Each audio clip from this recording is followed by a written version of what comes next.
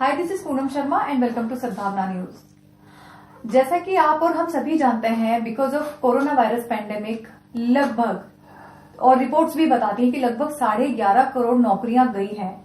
इतने लोगों ने अपनी नौकरियां गंवाई हैं। तो आगे आने वाले समय में क्या पॉसिबिलिटीज बनती हैं नौकरियों की, या फिर टेक्नोलॉजी के कारण जो भी चीजें डिजिटल हुई हैं उसके कारण जो प्रभाव पड़ा है नौकरी पेशा लोगों पर, तो उस सारी चीजों के बारे में हम बात करेंगे। और आज हमारे साथ स्टूडियो में मौजूद हैं मिस्टर प्रशांत शाह, जिन्होंने एक बहुत ही कम उम्र में, जिस समय हम और आप जैसे लोग शायद पढ़ रहे होते हैं, शायद एक नौकरी की तलाश में होते हैं, उस समय इन्होंने एक कदम उस ओर बढ़ाया जहां वो युवाओं को नौकरी दे सकें और इसमें अपना कंट्रीब्यूशन कर सकें, और एक कंपनी स्टार्ट की विद जस्ट 1 पर्सन। और आज उनकी कंपनी जिसका नाम है सफायर मैनेजमेंट, 100 से भी ज्यादा लोग काम कर रहे हैं। तो हम और आप सभी जानते हैं कि इस मुकाम तक पहुंचने के लिए काफी सारी दिक्कतों का और सामना करना पड़ता है, संघर्ष करना पड़ता है। तो इन सारी चीजों के बारे में हम बात करेंगे प्रशांत शाह जी से, और आगे आने वाले समय में क्या पॉसिबिलिटीज हो सकती है उसके बारे में हम सब कुछ जानेंगे। तो प्रशांत शाह जी नमस्कार, बहुत स्वागत है। नमस्ते, thank you Poonam ji. Channel में आपका बहुत स्वागत है। प्रशांत जी, वैसे तो मैं दर्शकों को बता चुकी हूँ, लेकिन आपकी जुबानी भी सुनना चाहेंगे, क्योंकि आपने एक बहुत कम उम्र में, लगभग 25 साल में अपनी कंपनी स्टार्ट की सफायर मैनेजमेंट, 1 पर्सन के साथ में।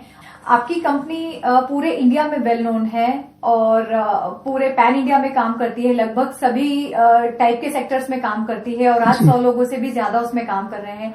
तो आपने क्या क्या स्ट्रगल्स फेस किए यहाँ तक पहुंचने के लिए, ये सारी चीजें हमारे दर्शक जानना चाहेंगे। और साथ ही सफायर मैनेजमेंट जी किस किस इंडस्ट्री किस किस सेक्टर में काम करता है, और सफायर मैनेजमेंट का नौकरी देने वालों के लिए क्या योगदान रहा है, उसके बारे में हमारे दर्शक जानना चाहेंगे। धन्यवाद पूनम जी आपने फॉर माय इंट्रोडक्शन। पूनम जी ने कुछ जैसा बताया है कि सफायर मैनेजमेंट 1 जनवरी से स्टैब्लिश करी थी सन 2009 में।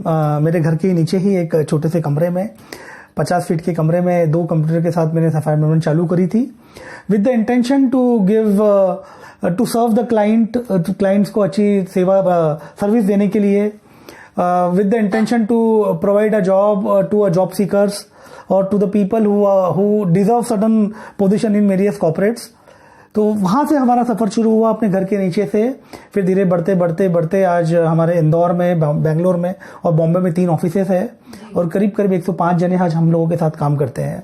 हम लोग करीब 60 कॉर्पोरेट ग्रुप्स को या 60 कॉर्पोरेट कंपनीज को सर्व करते हैं। उनके काम कुछ इस तरीका होता है, जैसे आप सभी को मालूम होगा, हर कंपनी में एक एचआर डिपार्टमेंट होता है। उस एचआर डिपार्टमेंट के कुछ बहुत सारे काम होते हैं, जिसमें से रिक्रूटमेंट एक उनका फंक्शन होता है, जिसमें रिक्रूट करना। जैसे मान लीजिए आपका चैनल ही है, तो आपके चैनल में एक एडिटर होगा, आपके चैनल में एक फिनेंस अकाउंट का व्यक्ति होगा, आपके चैनल में एक डिजिटल मार्केटिंग का व्यक्ति होगा। तो ऐसे आपके चैनल में 50-100 जने होंगे जो काम कर रहे हैं। अब कंपनी को जरूरत होती है, जब कंपनी को एक्सपांशन करती है, या जब कोई व्यक्ति रिजाइन करता है, या कोई नया चीज चालू करनी होती है, नया डिपार्टमेंट स्टार्ट होता है, तो कंपनियों को नए लोगों की जरूरत होती है। तो कंपनी का एचआर डिपार्टमेंट उन लोगों को, उन कॉम्पिटेंट लोगों को जो मार्केट में हैं, जो कॉम्पिटिटर्स में हैं, जैसे आपके चैनल के कुछ कॉम्पिटिटर्स होंगे जहां पे लोग काम कर रहे हैं, उन लोगों को रिक्रूट करने की कंपनी को आवश्यकता होती है। तो कंपनी का एचआर डिपार्टमेंट क्या करता है, वो ये काम करने की सर्विस आउटसोर्स कर देता है कंसल्टेंट्स को, कि वो उनके बिहाफ पे, उनके जगह पर हम लोग या सर्विस प्रोवाइडर जो है वो लोगों को ढूंढे। ये हम लोग उन करीब 60 कंपनियों के लिए ऐसा ही काम करते हैं। तो इन 60 कंपनीज में कौन कौन से सेक्टर इंक्लूड होंगे? जी, आपने सुना होगा BFSI, that is banking, financial services and insurance. उसमें हम लोग काफी काम करते हैं। ई-कॉमर्स में हम काफी काम करते हैं। IT कंपनीज में हम काम करते हैं। अभी जो न्यू एज कंपनीज है, आपने सुना होगा, जैसे स्विगी है, या एग्रीटेक बोलते हैं, या फूड टेक बोलते हैं, मेडिटेक बोलते हैं, उन कंपनीज के लिए काम करते हैं। लगभग 8-10 सेक्टर्स में हम लोग काम करते हैं। जी, ये बात हुई आपकी कंपनी की, लेकिन क्या आपने भी कभी नौकरी ढूंढी थी और ये सोचा था कि मुझे खुद का मेरा रिक्रूटमेंट स्टार्ट करना होगा? जी, कि आपने भी पढ़ाई की होगी, कुछ तो किया होगा जब आपकी। जी, मैं थोड़ा अपने बारे में ब्रीफ करता हूँ। मैंने इंदौर से MBA किया है। उसके पहले I was a civil service aspirant. मैंने UPSC मेंस और प्री 2 बार क्लियर करा है, इंटरव्यू फेस किया है। एक बार TN सेशन शाह भी इंटरव्यू के पैनल में थे। किस्मत बोलिए या बस किस्मती बोलिए, फाइनल सिलेक्शन नहीं हो पाया। उस दौरान मैं कोचिंग इंस्टीट्यूट चलाता था जिसमें करीब करीब 150 बच्चे थे। पर कुछ लगा, हमेशा ये लगता था कि कॉर्पोरेट्स और कुछ ऐसा काम करना है जो थोड़ा ऑर्गेनाइज्ड हो, जिसमें समाज का इनलार्ज भला हो और कुछ नया करने की तमन्ना है। तो वो कोचिंग के काम को धीरे धीरे बंद करके मैंने ये काम शुरू किया एक क्लाइंट के साथ। फिर धीरे धीरे कारवा बढ़ता गया, लोग जुड़ते गए और आज हम लोग 3 शहरों में हैं। जी, बहुत बढ़िया। ये बात हुई आपकी और आपकी इन रिक्रूटमेंट कंपनी की, सफायर मैनेजमेंट की। हम इससे आगे बात करें तो सबसे पहले ये जानते हैं, क्योंकि आप रिक्रूटमेंट इंडस्ट्री में हैं और आप बहुत सारी और हर लेवल की कंपनी को, मोस्टली अपर लेवल की कंपनीज को सर्व करते हैं, तो I am very much sure कि वैसे ही जब डीमोनेटाइजेशन हुआ था इन 2017, उसके बाद ही काफी सारी चीजें डिजिटल हो गई थी और जॉब्स पे काफी फर्क पड़ा था। हर किसी पे नहीं, बट बेसिकली एसएमईज पे, जो स्मॉल और मीडियम इंटरप्राइजेस होते हैं। लेकिन अब क्या हो गया, जब से ये कोरोना वायरस वाला जो सेशन है ये गया है, तब से चीजें और ज्यादा डिजिटलाइज हो गई। आई एम श्योर कि डिजिटल में तो जॉब्स बढ़ रहे हैं, क्योंकि जिसके पास में डिजिटल सेक्शन है उसको एक डिजिटल पर्सन की रिक्वायरमेंट है। लेकिन इसके अलावा, मतलब अगर हम बात करें, डिजिटलाइजेशन आया है, टेक्नोलॉजी आई है, तो उससे काफी ज्यादा नुकसान हुआ है। तो हम बात कर रहे हैं 2 चीजों की यहाँ पर, आर्टिफिशियल इंटेलिजेंस और टेक्नोलॉजी। तो पहले आप बताइए, टेक्नोलॉजी के कारण कितने जॉब लॉस हो रहे हैं और कितने जनरेट हो रहे हैं? देखिए, मैं आपकी क्या पॉसिबिलिटीज है? देखिए, मैं आपको एक एग्जांपल बताता हूँ। मेरे परिचित की एक फैक्ट्री थी, उनके फैक्ट्री में करीब 1000 मजदूर काम करते थे, पर उन्होंने सन 2012 में वो फैक्ट्री ऑटोमेटेड कर दी। अब जो ऑटोमेशन करने के बाद जो 1000 मजदूरों को रोजगार मिलता था, वो घट के 125 लोग या 125 से 150 के बीच में मजदूर हो गए। तो डायरेक्टली प्रोडक्टिविटी तो बढ़ी, कंपनी का प्रोडक्शन बढ़ा, कंपनी की कॉस्ट कम हुई, पर जो नौकरियां थी 850-800 मजदूरों की, कहीं ना कहीं तो वो खत्म हुई। तो उसी तरीके से कभी इसका हम रूप देखे तो ऑटोमेशन बनस्पत ये 100% है, एफिशिएंसी क्रिएट करता है, प्रोडक्टिविटी क्रिएट करता है, पर अल्टीमेटली कहीं ना कहीं जॉब भी किल करता है। अब जैसे उदाहरण के तौर पर आज आप देखिए, हिंदुस्तान में पूरे हर सेक्टर में देखिए, जो क्रीम जॉब है, जिनका वार्षिक आय आप मान के चलिए 15-20 लाख से ऊपर होता है, वो तो बड़ा यथास्थितिवत आगे बढ़ रहा है या बढ़ रहा है। बट जो जॉब कैटेगरी जो 2 लाख, 3 लाख, 4 लाख, 5 लाख की जो जॉब कैटेगरीज थी, वो धीरे धीरे कम होती जा रही है। क्यों? क्योंकि एक टेक्नोलॉजी का आदमी होगा जो बहुत स्किल्ड होगा, कोडिंग का आदमी होगा, डेवलपमेंट आर्टिफिशियल इंटेलिजेंस का आदमी होगा।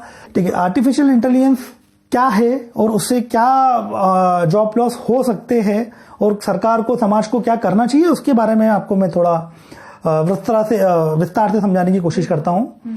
आर्टिफिशियल इंटेलिजेंस का मतलब ये होता है, देखिए सॉफ्टवेयर होता है, सॉफ्टवेयर बनता है कोडिंग से, इंसान बनाता है, एक कोड हो गया जिसकी खुद की समझ नहीं होती। कोड एक कमांड होता है, वो कमांड आप किसी सिस्टम में डालते हैं, उस कमांड के थ्रू एक वर्क होता है। पर आर्टिफिशियल इंटेलिजेंस ये होता है कि वो सॉफ्टवेयर खुद सोचता है और खुद रिप्लाई करता है। जैसे आज आपको लोन चाहिए, आप किसी भी बैंक की साइट पर जाइए, वहां लिखिए आई वांट लोन, तो वो खुद पूछेगा कि कौन सा लोन, क्या पर्सनल लोन चाहिए, क्या होम लोन चाहिए, क्या बिजनेस के लिए लोन चाहिए।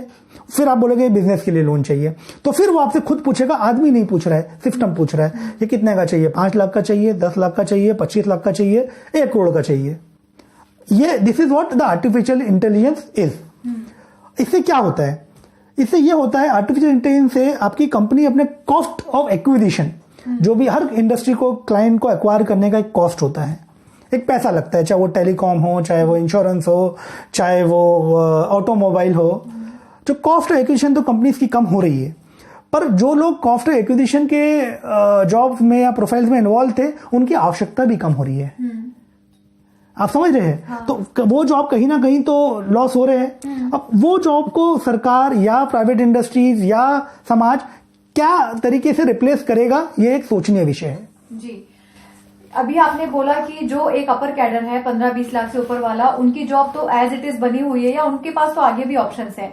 अब हम बात करें एक मीडियम कैडर की, तो हम बात करें एक एग्जाम्पल के तौर पे जिनकी सैलरी 10,000 से लेकर 40,000 के बीच में है, उन पर क्या इम्पैक्ट पड़ा है कोरोना वायरस पैंडेमिक का? क्योंकि जो लोग अपग्रेडेड थे वो तो ऑलरेडी अपग्रेडेड होकर कहीं और शिफ्ट हो गए, या उन कंपनीज ने अपने काम को डिजिटलाइज कर दिया, वर्क फ्रॉम होम दे दिया। लेकिन जो लोग फिजिकली काम कर रहे हैं, फिर उनका क्या? बनस्पत बिल्कुल सही बोला आपने। बहुत फर्क पड़ा है। जो आंकड़ा, जो जितनी एजेंसीज है, चाहे वो गवर्नमेंट एजेंसीज हो या प्राइवेट एजेंसीज हो, जो आंकड़ा बता रही है 11 करोड़, 10 करोड़, 9 करोड़, जितना भी आंकड़ा है वो चर्चा का विषय है जॉब लॉसेस का। वो अधिकतर जॉब उसी कैटेगरी की है, कभी हम जॉब्स की बात करी जाए या मजदूरी की बात ना करें तो इम्पैक्ट बिल्कुल हुआ है। खासकर एसएमईज में बहुत इम्पैक्ट हुआ है, क्योंकि आप एक एसएमईज को उदाहरण लीजिए, जो कंपनी का टोटल प्रोडक्शन यूनिट ही 2 करोड़ का है, क्या वो 10 करोड़ का सॉफ्टवेयर अफोर्ड कर सकता है? क्या वो 20 लाख, 25 लाख, 40 लाख की तनख्वाह का आदमी अफोर्ड कर सकता है? नहीं कर सकता। तो वो जॉब तो लॉस होंगी, तो उनको अपने कॉस्ट कटेल करने पड़ेंगे, अपना प्रोडक्शन कटेल करना पड़ेगा, तो उसके कारण जॉब लॉस हो गई। अब ये कहाँ जाएंगे? तो उसका दूसरा एक जो वे है, जो सरकार को, समाज को और प्राइवेट इंडस्ट्री को सोचना चाहिए कि जैसे उदाहरण के तौर पर जियो है। जियो अब सबको मालूम है कि पिछले 4-5 महीने में काफी इन्वेस्टमेंट अट्रैक्ट हुआ है और उनके काफी एग्रेसिव एक्सपांशन प्लान है। अब उस एक्सपांशन प्लान में ये समझिए जियो को इंदौर में काम चालू करना है, कुछ नया काम चालू करना है, तो वो अकेले तो कर नहीं पाएगा। उनके भी वेंडर होंगे 15, 20, 25, उन वेंडर्स में जॉब क्रिएट होगी। तो जो लोग एसएमई से निकाले गए हैं या निकलना पड़ा है, उन लोगों को बड़ी कंपनीज के वेंडर की जगह पे नौकरी मिल सकती है। पर इसका कितना इम्पैक्ट होगा, कितना नौकरियां मिलेगी, ये कहना अभी थोड़ा जल्दबाजी होगा, क्योंकि कितना इम्पैक्ट पड़ा है इकोनॉमी में और किस रफ्तार से रिवाइवल होगा, ये आने वाले 4-5 महीनों में थोड़ा और स्पष्टता से पता लगेगा। जी बिल्कुल सही कहा। लेकिन जैसे अभी आपने बात की इकोनॉमी की, हम भी जानते हैं कि डिजिटल में या टेक्नोलॉजी के कारण जॉब्स भी बढ़ रहे हैं, आर्टिफिशियल इंटेलिजेंस के कारण लॉस भी हो रहा है, बढ़ भी रहा है, लेकिन उसका एक पर्टिकुलर कैडर है। आने वाले समय में अभी तक तो जो इकोनॉमी पे असर पड़ा वो हम सब जानते हैं, वो दिखाई भी देता है, देश पर उसका असर भी दिखाई देता है। आने वाले, क्योंकि आप एक बहुत ही एक्सपीरियंस पर्सन है, 11 साल एक इंडस्ट्री में आपने सर्व किया, तो आपके अनुभव के तौर पे अगर मैं पूछूं तो आने वाले 6 महीने में या साल भर में क्या लगता है, इकोनॉमी कुछ स्पीड पकड़ेगी? क्योंकि इकोनॉमी स्पीड पकड़ेगी तो डेफिनेटली उसका असर पूरे हमारे देश पर होगा और काफी सारी चीजों में फर्क पड़ेगा। बिल्कुल पकड़ेगी, रफ्तार तो बिल्कुल पकड़ेगी।